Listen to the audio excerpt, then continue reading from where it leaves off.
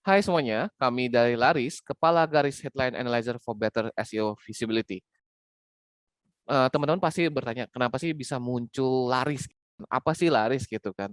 Permasalahan muncul ketika teman-teman ketika mencari sesuatu, apa sih yang dilakukan pertama kalinya? Teman-teman pasti melakukan pencarian di search engine, yaitu Google kan. Nah, apa yang diklik di teman-teman nih? Teman-teman pasti nggak pernah ke halaman kedua gitu. Kalau misalnya pernah pun jarang gitu kan. Biasa yang diklik adalah yang di urutan pertama, dua atau tiga gitu.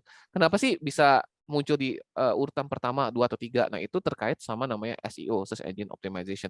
Banyak banget sih yang di faktornya untuk mempengaruhi ranking kita di Google dan salah satunya adalah judul. Sehingga judul ini adalah koneksi pertama merek dengan calon pelanggan dan banyak yang tidak memperhatikannya.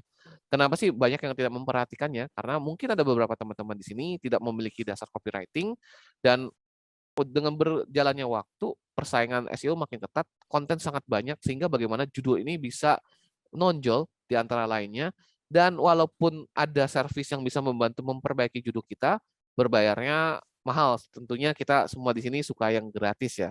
Apa sih yang Laris tawarkan? Laris bertujuan untuk menawarkan aksesibilitas di mana semua orang bisa menggunakan solusi ini untuk memperbaiki judulnya mereka dengan melakukan analisa terhadap judul dan judul yang muncul di Google Search.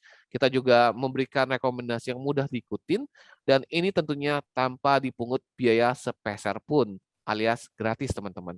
Dan sasaran kita tentunya untuk program Laris ini adalah semua content writer terutama untuk yang bertujuan di SEO, individu atau perusahaan yang membutuhkan headline analyzer. Cara kerjanya kita pertama bakal input terlebih dahulu judulnya dan ini behind the scene-nya akan terjadi Google scraping buat headline-nya, kemudian akan melakukan pre-processing terhadap beberapa hal judul-judul tersebut dan kemudian bakal muncullah modulnya yang akan mengambilkan proses hasil dari proses ini untuk melakukan emotional dan sentiment analysis dan juga melakukan latent semantic analysis dan beberapa wawasan lainnya.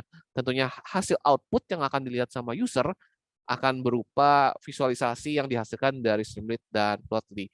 Dan berikutnya rekan saya Bintang akan menjelaskan lebih lanjut terkait cara kerjanya produk kami. Silakan Mas Bintang. Untuk membuat aplikasi ini, ada 3 fondasi yang perlu diperhatikan. Yang pertama dari sisi deployment, yang kedua dari sisi UI dan UX, dan yang ketiga adalah sisi dari time constraint MCP-nya. Nah, sebagaimana layaknya seorang bayi belajar untuk mengambil keputusan-keputusan dalam hidupnya, maka robot ini juga harus belajar dengan cara belajar dari dataset sebagai berikut. Yang pertama itu ada dataset emosional, dan yang kedua adalah dataset dari sentiment analysis. Nah, namun yang perlu kita garis bawahi di sini adalah pemilik data ini mengklasifikasikan sebagai contoh kata-kata tertentu itu positif. Namun belum tentu kita melihat kata-kata tersebut sebagai suatu hal yang positif. Oleh karena itu data tersebut ini bersifat subjektif.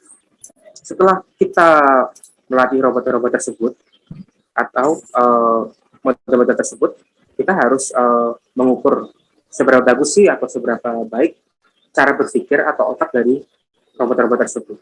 Nah, untuk mengukurnya, kita menggunakan beberapa matriks, yaitu ada recall, accuracy, dan time. Yang pertama, kita mencoba dari sisi neural network. Ya. Nah, neural network ini kita udah mencoba beberapa kombinasi dan beberapa arsitektur.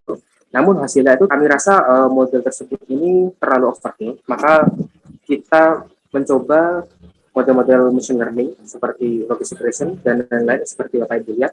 Nah, untuk emotional analysis ini dari sisi logistic regression dia yang paling tinggi akurasi dan average recall-nya. Sedangkan dari sisi sentiment analysis ini yang paling tinggi adalah di multinomial life bias dari sisi akurasi dan average recall-nya. Dan untuk dari time-nya sendiri kita ingin menghindari yang jalan sendiri adalah random forest.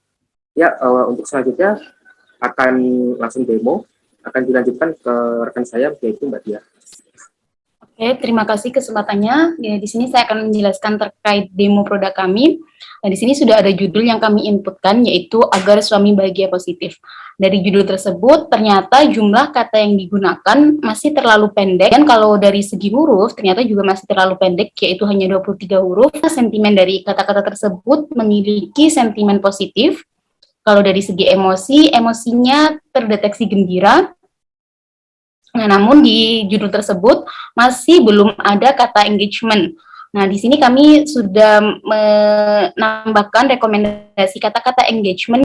Nah, kalau dari segi angka, ternyata di judul tersebut masih belum ada angka, yang mana penelitian menunjukkan bahwasanya judul yang mengandung angka itu lebih cenderung menarik pembaca daripada yang tidak mengandung angka. Kalau dari segi kata awal dan terakhir, sebagian besar pembaca melihat 3 kata pertama dan terakhir dari judul sebelum memutuskan apakah akan mengklik atau tidak. Nah, selanjutnya kalau dari segi wawasan ini berdasarkan dari hasil scraping di Google Search Engine, distribusi perasaannya lebih dari 50% memiliki perasaan gembira, kemudian ada perasaan sedih, marah, dan lain sebagainya. Nah, bagaimana kalau dari segi distribusi word count-nya, sebagian besar judul di Google dengan headline tersebut menggunakan 9 kata, dan kalau angka yang digunakan ternyata paling banyak adalah 7 atau 8 angka. Nah, untuk menambah inspirasi, kami juga menampilkan 5 headline utama berdasarkan judul yang diinputkan. Nah, di bagian bawah ini kami juga menambahkan rekomendasi keyword berdasarkan hasil real-time search engine tadi, yang ini bisa dijadikan inspirasi untuk memperbaiki headline yang akan digunakan. Nah, kedepannya tentu kami ingin melakukan improvement pada sistem kami ini. Pertama, dari segi scraping-nya, kami ingin menambahkan anti-spam klik, sehingga ketika kita melakukan scraping tidak akan terdeteksi sebagai spam oleh Google. Yang kedua, dari segi modelnya, kami ingin melakukan model improvement. Dengan melakukan model improvement, harapannya analisis sentimen yang kami hasilkan bisa lebih akurat. Kemudian kami juga ingin menggunakan dataset yang hasil dari pengumpulan dataset pribadi, yang mana pada saat ini dataset yang kami gunakan ini masih dataset publik. Nah, kalau dari segi aplikasinya, harapannya ke depan kami bisa mengembangkan menjadi sebuah aplikasi mobile. Selain itu, untuk saat ini, feature yang kami miliki itu hanya pada analisis Google Search Engine.